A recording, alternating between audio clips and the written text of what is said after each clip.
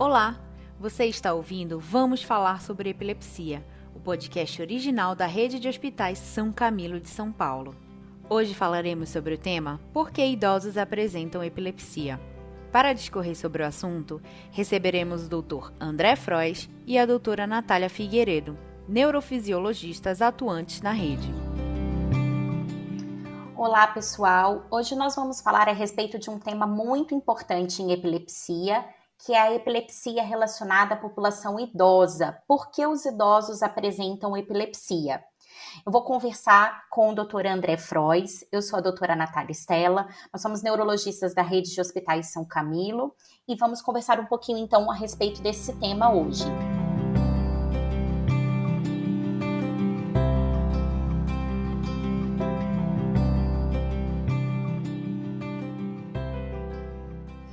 Como você vai, André? Tudo bem? Oi, Nath, tudo bem? Eu estou bem e é muito bom a gente falar sobre esse tema, um tema que é de muita relevância e que a gente vê muito comum na prática, né? Sim, Então, para a gente ajudar os nossos colegas e para a gente nortear um pouquinho sobre esse tema. Muito bem.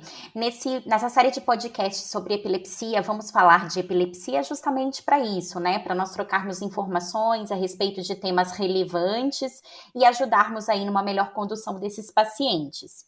Então, começando a respeito dos idosos, né? É muito importante a gente falar sobre a epilepsia no idoso.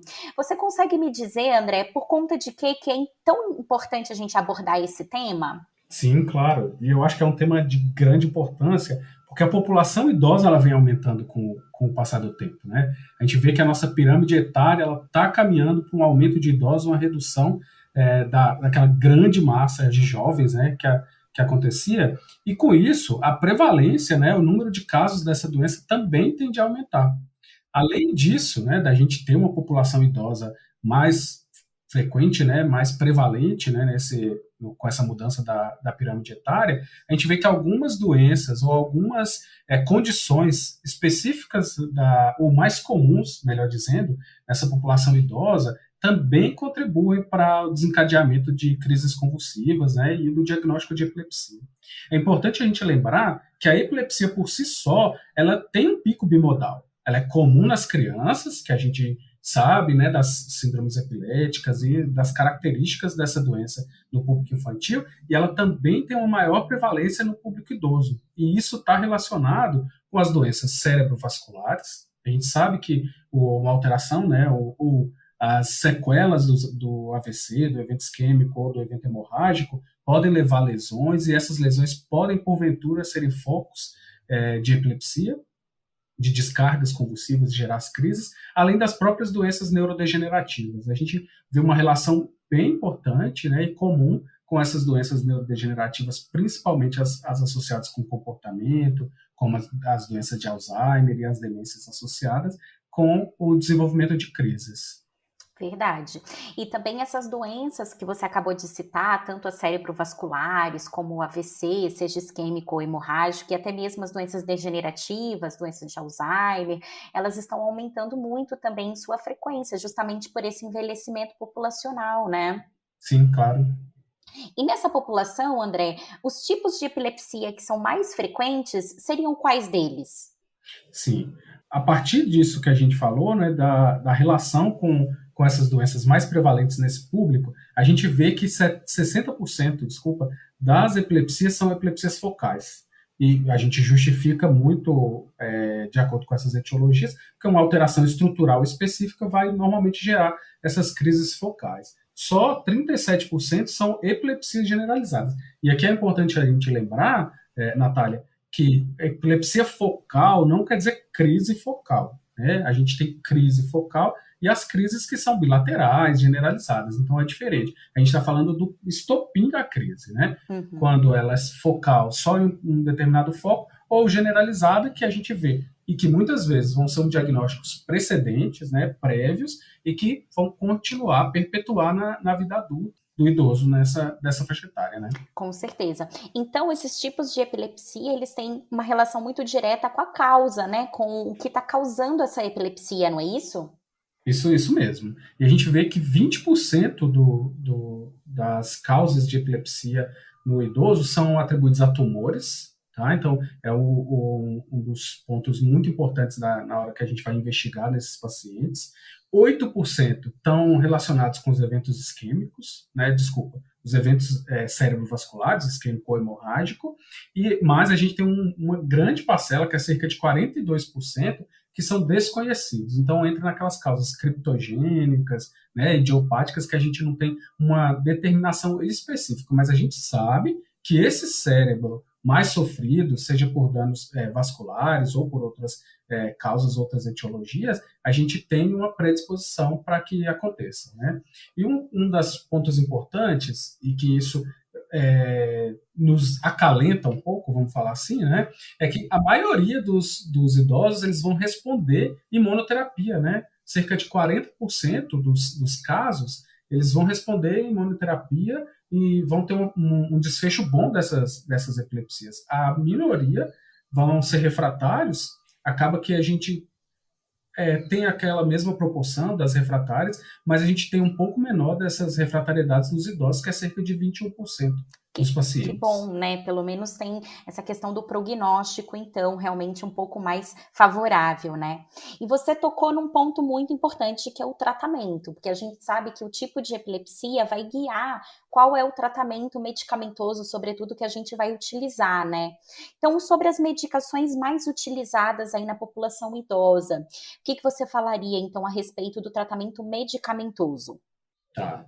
E isso é muito importante, porque quando a gente vai definir um tratamento medicamentoso, depois do diagnóstico correto, a gente tem que pensar na polifarmácia, que muitas vezes o idoso já possui, por causa de outras comorbidades, de outros medicamentos, e a gente tem que levar em conta os efeitos colaterais que têm um impacto grande, né?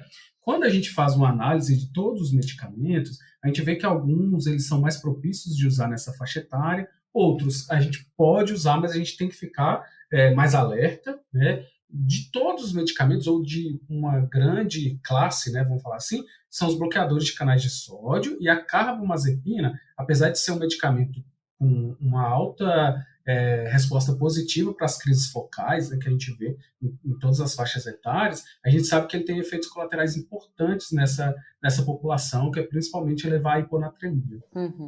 E pode ser uma causa grave de internação, né, de efeitos adversos importantes. Mas quando a gente vai avaliar todos esses medicamentos, a gente sabe que a lamotrigina, apesar de também ser da classe dos bloqueadores, ela tem um efeito menor nas repercussões, nos efeitos colaterais. Então, é um fármaco que a gente falaria que seria de primeira escolha nessa faixa etária, tá? Pela melhor tolerância, pelo menor efeitos colaterais. Mas a gente tem outros medicamentos que a gente também usa e com frequência quando a gente dispõe na rede, né? Que é o levetiracetam, um dos últimos medicamentos que a gente tem, e a gabapentina, a gente sabe que é um medicamento de baixa potência antiepilética, que a gente usa com outras finalidades na neurologia e em especialidades correlatas, mas é um dos bons medicamentos que a gente usa nessa faixa etária pelos efeitos colaterais, pela boa tolerância. Isso é muito importante, né? Lembrar que a lamotrigina, apesar de ser um bom medicamento, os efeitos colaterais mais bem toleráveis, a gente tem que ter muita parcimônia quando a gente vai iniciar na titulação desse medicamento, né? Então, é um ponto que a gente precisa ficar atento nesses pacientes para a gente escolher adequadamente, né, as medicações. Mas eu falaria que a lamotrigina e o levetiracetam são os dois principais medicamentos que a gente usaria. Claro que quando a gente quer outros efeitos associados, a gente também tem outros medicamentos que também são importantes, que também têm uma resposta boa no controle de crise e que pode estar associado com alguns controle de alguns outros sintomas. Até mesmo a lamotrigina, ela está associada com controle de efeitos de sintomas depressivos ou de controlador de humor, assim como o valproato, né, o ácido valproico e todas as formulações dele. E lembrar que em alguns estudos a gente vê que o levetiracetam ele tem associado com melhor performance cognitiva. Então a gente vai sempre balancear, né? Qual que é um medicamento bom, menor o mais tolerável, que tem menos efeitos colaterais e que podem ter esses efeitos secundários no tratamento dessas epilepsias. Eu acho que você falou muito bem mesmo, né? A gente tem que pesar, então, a eficácia e também colocar na balança os efeitos colaterais. É uma população realmente polimedicada, né? E tentar ver sempre o perfil do paciente para tentar encontrar a melhor medicação aí que se ajuste àquele caso em específico, né? Sim, E com sim, relação claro. à questão desse componente cognitivo, André, que a gente está falando, desses pacientes com talvez algum tipo de demência, Alzheimer, as medicações a gente sabe também que elas podem ser mais benéficas ou não tanto com relação à cognição. Isso tem um impacto muito importante nessa população idosa, né? E realmente, o que a gente quer que o idoso tenha é autonomia, né? E a gente preserva pela autonomia desses pacientes e a pessoa, né, que tem epilepsia, a gente também preserva isso, a gente luta por isso, é um dos nossos carros-chefes quando a gente vai tratar esses pacientes. E a gente sabe que com o próprio envelhecimento, a gente tem perda cognitiva do processo de envelhecimento normal e muitos desses pacientes, principalmente epilepsias de longa data, a gente tem uma performance de testes cognitivos muito pior, tá? A gente sabe também, quando a gente vai falar de causas, e as epilepsias de lobo temporal têm um impacto importante na memória, né? Tem uma repercussão importante na qualidade de vida desses pacientes, mesmo quando a gente não fala da crise em si, da crise específica. E esses pacientes portadores de epilepsia, nesse público, eles realmente desempenham uma menor performance nos testes cognitivos. Isso a gente vê, independente quando a gente fala de diagnóstico de doença, de comorbidades ou de algum outro papel importante ou impacto importante na questão cognitiva, né? Mas a gente vê que esses pacientes, quando a gente trata previamente, né, ou concomitantemente, controle de fatores de risco, seja para doenças cerebrovasculares, seja para controle de crise em si específica, e seja para mudança de hábitos de vida, a gente tem um melhor prognóstico a longo prazo, né? Então, o prognóstico nesses pacientes que a gente quer preservar a função cognitiva, a gente tem que lançar mão de uma abordagem multiprofissional, né? Não adianta.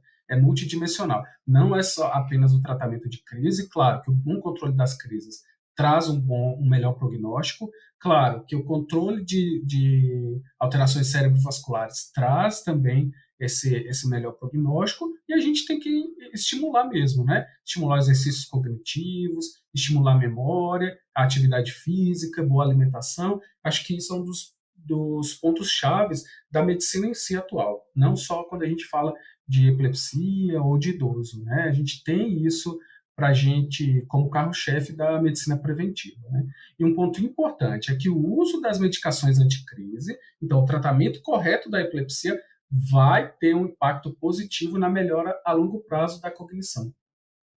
Acho que isso é um dos pontos importantes que a gente vê, né? Claro que a gente tem todas as repercussões específicas da epilepsia, a gente quer tratar e melhorar e manter o paciente livre de crise, mas a gente sabe que tem esses pontos secundários importantes no tratamento adequado dessa condição. Então a gente não pode ter medo e precisa tratar essa população, né? Tratar adequadamente, com os fármacos corretos, né? Para oferecer qualidade de vida. Sim, é isso mesmo. Eu acho importantíssimo quando a gente faz um diagnóstico correto, quando a gente estabelece os fatores que podem estar envolvidos, né? Que não é apenas um fator específico do ponto de vista da epilepsia, tem fatores associados e que a gente pode garantir uma melhor qualidade de vida a longo prazo desses pacientes. Muito bem. E qual seria o recado final que você deixaria aí para todo mundo que está nos ouvindo nesse podcast? Vamos falar sobre epilepsia. A gente tem 2 recados principais, né? Para os médicos, para os nossos colegas, que eles façam o diagnóstico correto, eles não tenham receio em iniciar o tratamento diante de um evento epilético que justifique o uso da medicação, né? E que estimule a melhora, a mudança, né, da qualidade dos hábitos de vida desses pacientes, porque tudo isso a gente vai ter uma repercussão positiva a longo prazo. E para os pacientes, se caso, né, para a população em geral, caso ela esteja ouvindo nos ouvindo agora, que ela invista na mudança de hábitos de vida, que isso a longo prazo vai ter um impacto importante no controle, seja neurológico, seja do ponto de vista epiléptico, ou seja do ponto de vista da qualidade de vida como um todo. E para os cuidadores desses idosos, porque às vezes também a gente fala nos idosos que são cuidados, né?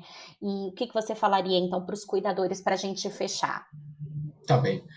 Quanto ao cuidado com esses idosos, um ponto importante é a gente observar a ocorrência de crises, né? Ficar atento que as epilepsias não se restringe, as crises convulsivas não se restringem às epilepsias tônico-clônico bilaterais ou tônico-clônicas, né? Tem alguns outros tipos, então ficar atento quando o paciente, quando o idoso tem alguma alteração importante no quadro no sensório, alguma alteração importante na interação com o cuidador, com a família, né, e que garanta que os medicamentos sejam ofertados na hora certa, na hora adequada, da melhor maneira possível. Porque isso também, a gente sabe, que a falta da medicação é o principal ponto de escape de crises, né, no paciente com diagnóstico de epilepsia. Nesses idosos que são cuidados, né, que tem esses cuidadores, a família, enfim, é importante que a família, então, faça a adesão ao tratamento, né, e ajude nesse manejo mais adequado. Exatamente. Garanta que o medicamento seja ofertado na hora adequada e de maneira regular. Muito bem. Então, hoje nós falamos um pouquinho sobre essa questão, né, dos idosos e da epilepsia, por que os idosos apresentam epilepsia. Eu estive conversando aqui com o Dr. André Frois, agradeço muito a oportunidade e agora deixo a sua palavra final. Eu só quero agradecer também, acho que é um ponto importante de confluência para a gente falar sobre epilepsia, para a gente falar nessa população que está cada vez maior e que hoje em dia a gente sabe que a necessidade da gente se cuidar é importante. Eu fico feliz, agradeço também pelo convite, por estarmos aqui com uma colega que eu admiro tanto, que a gente já se conhece desde a nossa formação, e é isso, a gente vai trabalhar junto e que essa população possa ser assistida da melhor maneira possível. Obrigado. Obrigada para todo mundo que ouviu o nosso podcast. Um abraço. Um abraço. Termina aqui mais um episódio do podcast original da Rede de Hospitais São Camilo de São Paulo. Vamos falar sobre epilepsia. Quer receber mais conteúdos como esse? Siga o Hospital São Camilo SP nas redes sociais. Confira também o podcast Vamos Falar sobre Saúde, com informações sempre atualizadas e dicas para o seu bem-estar. Até a próxima!